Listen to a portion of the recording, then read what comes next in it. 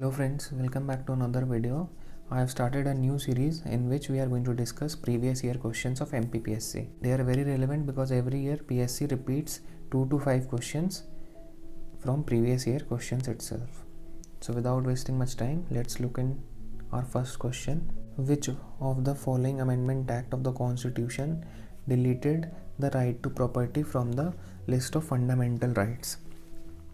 So let's discuss each option one by one. 37th Constitutional Amendment Act was related to Arunachal Pradesh. It introduced Council of Minister and Legislative Assembly in the state of Arunachal Pradesh. Okay.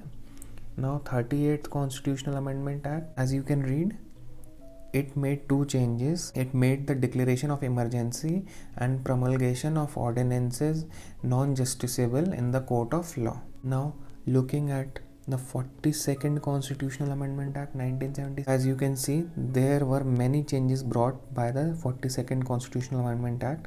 It was also known as mini constitution, and you can pause and read all the points related to it. Discussing the 44th Constitutional Amendment Act, and hopefully we will find our answer. So 44th Constitutional Amendment Act was brought to nullify the changes brought about by the 42nd Constitutional Amendment Act, and as you can see, I have highlighted, it deleted the right to property from the list of fundamental rights. So we conclude our answer. Now moving to second question, who had proposed partyless democracy? So this was a direct question, although PSC accepted two answers, that is JP Narayan and Mahatma Gandhi. So Mahatma Gandhi gave the concept of Ramraj, and hence this question was asked. Okay. Now coming to the third question, who was the first woman to become the Chief Election Commissioner of India? So correct answer was V.S. Ramadevi. Although we can conclude two more important facts from this. Chief Election Commissioner of India is Sukumar Sen. Looking at the fourth question, which article of the Constitution prescribes the duties of CAG?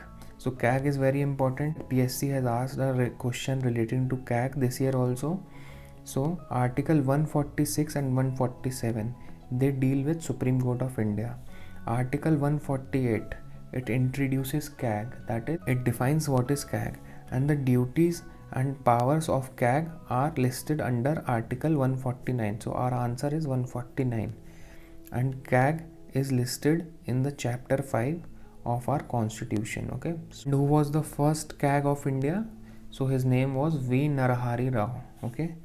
V. Narahari Rao was the first CAG of India. So with this we come to the end of this video, and in the next video we are going to discuss another 4 questions related to previous year. Thank you.